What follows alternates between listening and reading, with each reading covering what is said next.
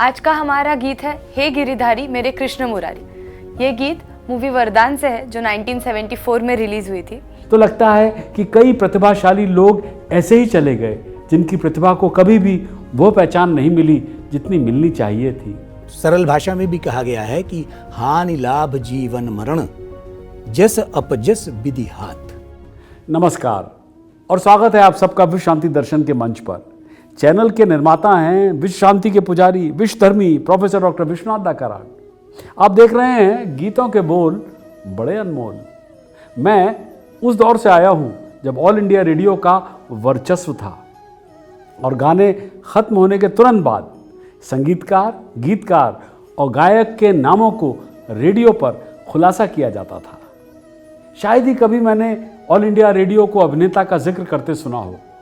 यह तब का रेडियो था जिसके अनुसार संगीत 3 स्तंभों पर खड़ा था, गायक, संगीतकार और गीतकार। तब से हम एक लंबा सफर तय कर चुके हैं। मेरा मानना है कि जब कला को बाजार की ताकतों के लिए छोड़ दिया जाता है, जब कला मांग और आपूर्ति का खिलौना बन जाती है, तब ऐसी प्रथाएं आती हैं जहां एक गीतकार का नाम छोड़ दिया जाता है। न केवल स्ट्रीमिंग प्लेटफॉर्म्स पर बल्कि एक विचारधारा, एक भावना के रूप में भी छोड़ दिया जाता है। कहते हैं कि काम बोलता है और ये सच भी है। कुछ लोगों ने इस कदर अपने काम में डूबकर अंजाम दिया कि आज उनके ना होने के बावजूद उनका काम तारीफें बटोरता है। लेकिन इसे बदनसीबी कहेंगे कि जिनका काम आज भी याद किया जाता है, वे जब इस दुनिया से गए तो किसी को भी पता नहीं लगा। आज जब उनके बारे में बातें होती हैं तो लगता है कि कई प्रतिभाशाली लोग ऐसे ही चले गए जिनकी प्रतिभा को कभी भी वो पहचान नहीं मिली जितनी मिलनी चाहिए थी। हिंदी फिल्मों में ऐसे ही गीतकार थे जिन्होंने बॉलीवुड फिल्मों के लिए एक से एक बढ़कर गाने लिखे, लेकिन उनका आखिरी समय, जी हाँ आखिरी समय पूरा गुमनामी से भरा रहा। आज यहाँ मैं जिस गीतकार की बात कर रहा हूँ ना, उसका नाम है वर्मा मलिक। वर्मा मलिक नाम उन्होंने फिल्मी दुनिया में आने के बाद बदला था। वैसे उनका असली नाम था बरकत राय मलिक और उनका जन्म 13 अप्रैल यानी बैसाखी के दिन 1925 को हुआ था। वर्मा मलिक ने भारत की आज़ादी के आंदोलन में हिस्सा भी लिया था और वे अपने गीतों से लोगों में देशभक्ति की भावना जगाया करते थे और इस कारण जाहिर है वे कई बार जेल भी गए। आज़ादी के बाद उन्होंने अपनी लेखनी को ही अपना कैरियर बनाने का मन बनाया। इस काम में उस दौर के म्यूजिक डायरेक्टर हंसराज बहल ने उनकी खूब मदद की, जिनकी सलाह पर ही उन्होंने अपना नाम वर्मा मलिक रखा था और वे पंजाबी फिल्मों के लिए गीत लिखने लगे। कुछ ही समय में वर्मा मलिक बतौर पंजाबी गीतकार खूब मशहूर हो गए। उन्होंने हंसराज बहल से संगीत के बारे में बहुत कुछ सीखा, फिल्मों की बारीकियां सीखी और गीत किस तरह से फिल्मों में लिखे जाते हैं उसके बारे में भी बहुत कुछ जानकारी हासिल की। वर्मा मलिक ने पंजाबी फिल्मों में करीब 40 गीत लिखे थे। 3 फिल्मों में उन्होंने संवाद लिखे और कुछ फिल्मों का निर्देशन भी किया। हालांकि 1953 में उन्होंने हिंदी फिल्म चकोरी के लिए गीत लिखे थे। इसके निर्देशक थे हंसराज बहल, लेकिन फिल्म हिट नहीं हो सकी। कुछ और फिल्मों में भी वर्मा मलिक ने हिंदी गीत लिखे थे। 1952 में बनी फिल्म जग्गू, 55 में श्री नगद नारायण, सन 57 में मिर्ज़ा साहिबान, सन 57 में एक और फिल्म आई CID 909 और सन 58 में तकदीर सहित अन्य फिल्मों के लिए भी उन्होंने गाने लिखे। 70 के दशक में बनी फिल्म वरदान के लिए वर्मा मलिक ने कुछ गीत लिखे थे। फिल्म के संगीतकार थे कल्याण जी आनंद जी। इस फिल्म का एक भजन हे गिरधारी मेरे कृष्ण मुरारी काफ़ी लोकप्रिय भी हुआ। तो आज इसी गीत में ढूंढेंगे अध्यात्म। चर्चा में भाग ले रहे हैं डॉक्टर सुनील देवधर और सौज्ञा उपाध्याय। आप देख रहे हैं मेरे साथ गीतों के बोल बड़े अनमोल।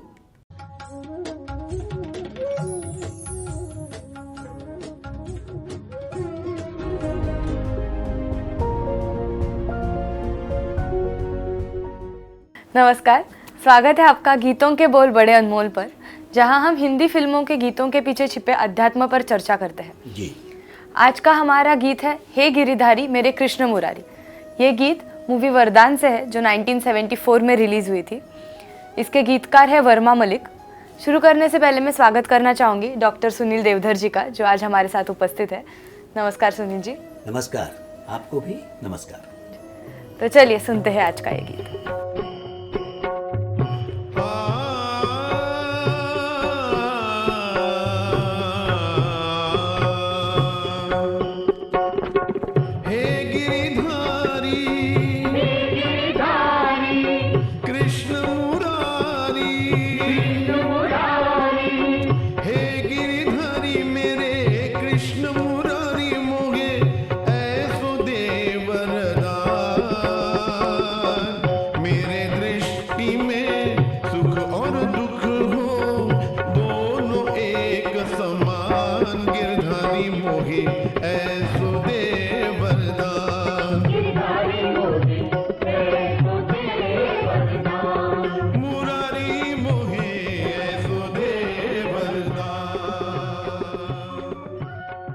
सुनील जी, क्या आप इन लाइनों को और थोड़ा विस्तार में समझा सकते हैं, खासकर कि जहाँ पे गीतकार कहते हैं मुझे ऐसो दो वरदान, मेरी दृष्टि में सुख और दुख दोनों एक समान। तो दोनों एक समान कैसे हो सकते हैं?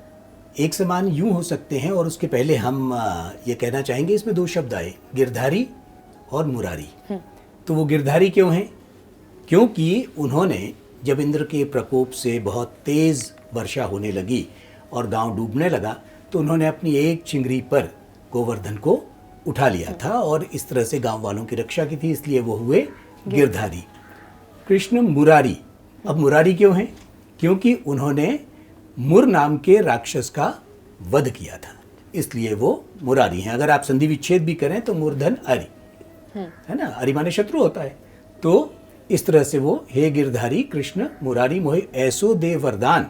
तो आपने जो बात सुख दुख की है, तो गीता भी ये कहती है कि सुख दुखे समय कृत्वा लाभा लाभो जया जयो, यानी कि सुख दुख लाभ हानि सब, जय पराजय सब में जो है वो चिंता नहीं करनी चाहिए। ये कृष्णोपदेश है जो वो अर्जुन से कह रहे थे कि, और उसके बाद उन्होंने कहा कि अगर तुम युद्ध में इस सारी भाव को छोड़कर युद्ध करते हो तो उस पाप के भागी नहीं होगे, क्योंकि अर्जुन तो बाण रखने के लिए तैयार हो गया था ना कि भाई हम तो युद्ध कर ही नहीं सकते। इसलिए वो गीता में ये लाइन आती है कि सुख दुखे समय कृत्वा लाभा लाभो जया जयो, कि सुख दुख में एक समान रहने की जिसकी स्थिति आ जाती है वो कहलाता है स्थित प्रज्ञ, कि उस पर उसका परिणाम नहीं होता।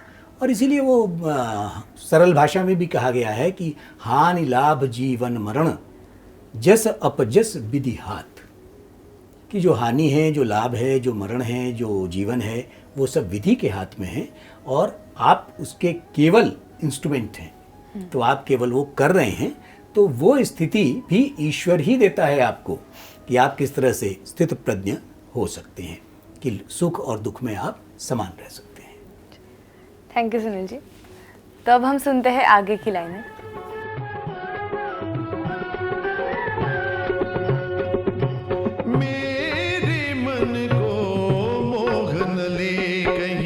झूठी जग की माया, झूठी जग की माया, दो रोटी दो कपड़ा देना, सर पे छत की छाया, सर पे छत की छाया, हाँ, इतना भी ना देना मुझको, इतना भी देना मुझको, हो जाए अभिमान, गिरधारी मोहे ऐसो दे वरदान, गिरधारी मोहे ऐसो दे वरदान, मुरारी मोहे ऐसो दे वरदान। सुनील जी, ये क्लियरली एक भक्ति रस का गीत है जी, लेकिन पूजा प्रार्थना के समय हम हमेशा भगवान से बहुत कुछ मांगते रहते हैं, जैसे कि money, fame, property, happiness, everything. But गीतकार इसमें ऐसे कहते हैं कि मुझे इतना भी मत दे कि मुझे हो जाए अभिमान। तो वो क्यों ऐसे कहते हैं? बहुत स्पष्ट कहा है अपने दोहे में, साईं इतना दीजिए जामे कुटुंब समाए, और मैं भी भूखा न रहूं साईं न भूखा जाए। यानी कि साधु जो मांगने के लिए आया है वो भी भूखा ना रहे, और मेरे पास इतना भी हो कि मेरा परिवार भी पल सके। और इसीलिए इसमें एक लाइन और आती है माया। इसमें बड़ा चमत्कार है कि वैसे मराठी में अगर हम माया की बात करें तो उसमें ममत्व का भाव है, वात्सल्य का भाव है, लेकिन यहाँ माया वो एक प्रकार की सांसारिक अड़चने हैं। माया महाठगनी हम जानी, जिसको कबीर कह रहे हैं। तो वही शब्द अलग अलग भाषाओं में अपने अलग अलग अर्थों में भी प्रयुक्त होते हैं। और इसी माया को संत दयाराम मराठी के माया रूप में ही लेते हैं और वो कहते हैं कि असी माया मुँह पे करो, ऐसी दया मुझ पर करो। असी माया मुँह पे करो, चले न माया जोर। वो जो सांसारिक बातें हैं उनका मुझ पर जोर न चले, है ना। असी माया मुँह पे करो, चले न माया जोर, और माया माया रहित दिहूँ निज पद नंद किशोर, कि आप अपने चरण अपने शरण में मुझे ले लो।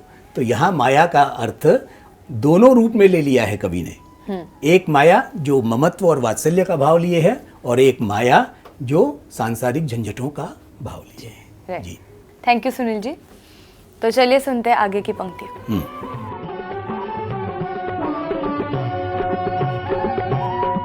डोल रही है भवसागर में मेरी जीवन नैया, मेरी जीवन नैया, पार लगाना अपने हाथों बन के आज खिलैया, बन के आज खिलैया, नाम न छूटे मुख से तेरा, नाम न छूटे मुख से तेरा, जब लगे घट में प्राण गिरधारी मोहे ऐसो दे वरदान, गिरधारी मोहे ऐसो दे वरदान, मुरारी मोहे ऐसो दे वरदान।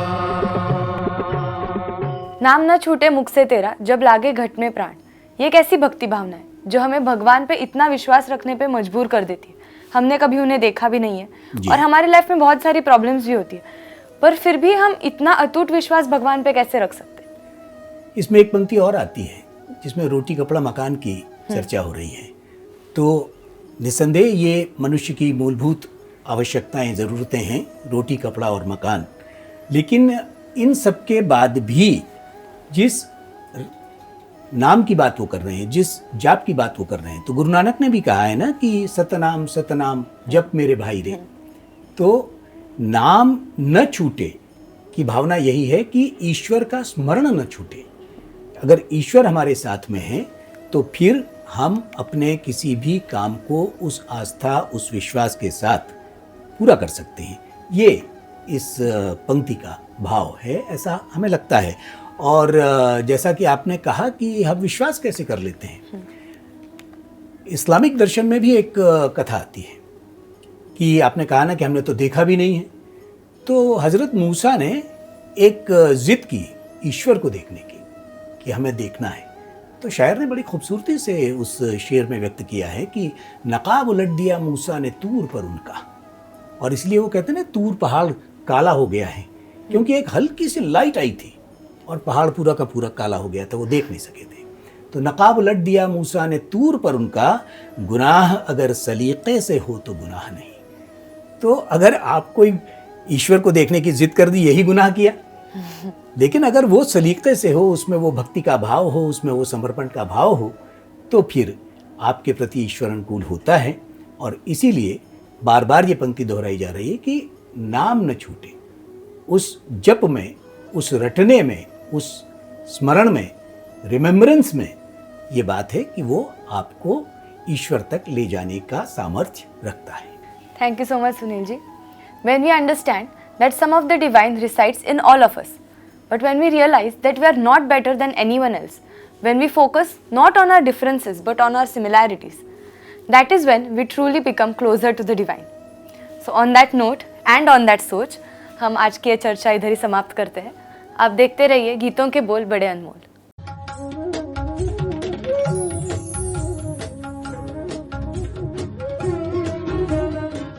Welcome back. आप देख रहे हैं गीतों के बोल बड़े अनमोल और चर्चा चल रही है वर्मा मलिक की।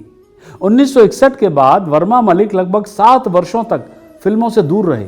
जी हाँ, उन्होंने 1967 की फिल्म दिल और मोहब्बत के लिए गीत लिखे थे। वैसे उससे पहले इस फिल्म के लिए ओपी नैयर के संगीत निर्देशक में लिखा गया गीत आंखों की तलाशी दे दे मेरे दिल की हो गई चोरी लोकप्रिय भी हुआ।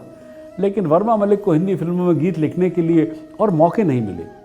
पंजाबी फिल्मों की व्यवस्था की वजह से वर्मा मलिक ने भी अधिक भागदौड़ नहीं की। मूल रूप से पंजाबी और उर्दू जानने वाले वर्मा मलिक को बंबई आते ही हिंदी की अहमियत का एहसास हो गया था। जी हाँ, पंजाबी गीत लिखने के दौर में उन्होंने बाकायदा हिंदी सीखी। उन्होंने इस भाषा को कितनी गहराई से पढ़ा, सीखा और समझा, इसका सबूत है फिल्म हम तुम और वो का गीत। कौन सा? प्रिय प्राणेश्वरी हृदयश्वरी यदि आप हमें आदेश करें तो प्रेम का हम श्री गणेश करें। प्रिय प्राणेश्वरी हृदयेश्वरी यदि आप हमें आदेश करें तो प्रेम का हम श्री गणेश करें। ये इकलौता गाना ऐसा था जिसमें गूढ़ हिंदी शब्दों का प्रयोग हुआ था और गाना बेहद हिट हुआ। बेरोजगारी का दौर लंबा होने लगा तो वर्मा मलिक गुमनामी में खो गए। उन्होंने काफ़ी भागदौड़ की मगर कोई फायदा नहीं हुआ। विभाजन के बाद वर्मा मलिक के जीवन का सबसे बुरा समय खिंचते ही चला गया। हताश होकर उन्होंने फैसला कर लिया कि वो गीत लिखने की तलाश ही बंद कर देंगे और अब कोई दूसरा काम शुरू कर देंगे, क्योंकि घर का खर्च चलाना मुश्किल हो गया था उनके लिए, नामुमकिन हो गया था। फाइनली हिंदी फिल्मों में उन्हें पहला ब्रेक, बड़ा ब्रेक 1970 की फिल्म मनोज कुमार की यादगार में मिला, जिसका गीत एक तारा बोले के लिए वो जाने भी जाते थे और जिसमें हमने पिछले कुछ दिनों पहले, जी हाँ, उसमें छिपे अध्यात्म पर चर्चा भी की थी। उसी वर्ष 1970 की फिल्म पहचान के लिए वर्मा मलिक ने गीत लिखे। फिल्म पहचान का उनका लिखा गीत सबसे बड़ा नादान वही है जो समझे नादान मुझे लोकप्रिय हुआ और इसके लिए उन्हें सर्वश्रेष्ठ गीतकार का फिल्म फेयर अवार्ड भी मिला। इतना ही नहीं, सन 1972 में उनको सर्वश्रेष्ठ गीतकार का अवार्ड फिर से मिला। फिल्म थी बेईमान और गीत के बोल थे जय बोलो बेईमान की जय बोलो। ना इज्जत की चिंता ना फिकर कोई अपमान की, जय बोलो बेईमान की जय बोलो, जय बोलो बेईमान की। 70 के दशक में वो बॉलीवुड के लिए एक प्रमुख फिल्म गीतकार बन गए थे। उन्होंने अपने कैरियर के दौरान लगभग 500 फिल्मी गीत लिखे थे। जी हाँ, रोटी कपड़ा और मकान के गाने उनके कैरियर के सबसे ज़्यादा हिट गाने थे। बाकी जो कुछ बचा था महंगाई मार गई। ये गीत बिना का गीत माला की 1975 की वार्षिक रैंकिंग पर यानी पायदान पर नंबर 1 पर था बहुत ज़माने तक। उस साल कार्यक्रम का गाना नंबर 2 भी उसी फिल्म का था। हाय हाय ये मजबूरी, ये मौसम और ये दूरी दोनों वर्मा मलिक द्वारा लिखे गए थे। वर्मा मलिक ने महंगाई पर गाना लिखा था, जिससे इंदिरा गांधी सरकार ने घबरा कर उस पर प्रतिबंध लगा दिया था। वर्मा मलिक ने कटाक्ष वाले गाने हों या फिर दिल की बात कहने वाले गाने हों, सभी को बेखबी लिखा, खूबसूरती से लिखा। उनके कई गाने ऐसे रहे जो लोगों की जुबान पर आज भी चढ़े हुए हैं। चलो रे डोली उठाओ या फिर मेरे यार की शादी है जैसे गाने तो आज की तारीख में भी खूब बजते हैं। जी हाँ, वर्मा मलिक के गानों ने बॉलीवुड में खूब धूम मचाई, लेकिन बुढ़ापे में जब उनकी पत्नी का निधन हुआ तो वे बहुत आहत हुए। वर्मा मलिक ने पत्नी की मौत के बाद खुद को दुनिया से अलग कर लिया और अपनी दुनिया को एक कमरे तक ही सीमित कर लिया था। उनके असिस्टेंट डायरेक्टर बेटे राजेश मलिक ने कई बार उन्हें लेखन के लिए कहा भी, लेकिन उन्होंने फिर अपनी कलम को नहीं उठाया। 15 मार्च 2009 को खामोशी से वर्मा मलिक इस दुनिया से अलविदा कह गए। अब इसे बदकिस्मती तो कहेंगे कि उनके निधन की खबर हिंदुस्तान के किसी भी अखबार में नहीं छपी। भवानी शंकरौ वंदे श्रद्धा विश्वास रूपिणौ याभ्यां विना न पश्यन्ति सिद्धः शान्तस्थमीश्वरम्। भटका हुआ मेरा मन था, मिल ना रहा था सहारा, कि उनके जीवन की नाव लहरों से लड़खड़ा रही थी, लेकिन उनकी सारी परेशानियां दूर हो गई जब वो भगवान की शरण में आए। विवेकानंद अपने भक्ति में ये भी शामिल करते हैं कि माँ तू रोग रूप में आ, माँ तू शोक रूप में आ, तू मृत्यु रूप में आ, मैं तेरा स्वागत करता हूँ। तो गीतकार वर्मा मलिक के इस अनोखे सफर को यहीं देते हैं विराम। अगली बार ढूंढेंगे अध्यात्म। 1974 में बनी फिल्म परिणय के गीत, जिसके बोल है जैसे सूरज की गर्मी से मिल जाए तरवर की छाया। गीतकार हैं रामानंद शर्मा। सब्सक्राइब कीजिए, साझा कीजिए और विश्वास बनाए रखिए। जी हाँ, विश्व शांति दर्शन में।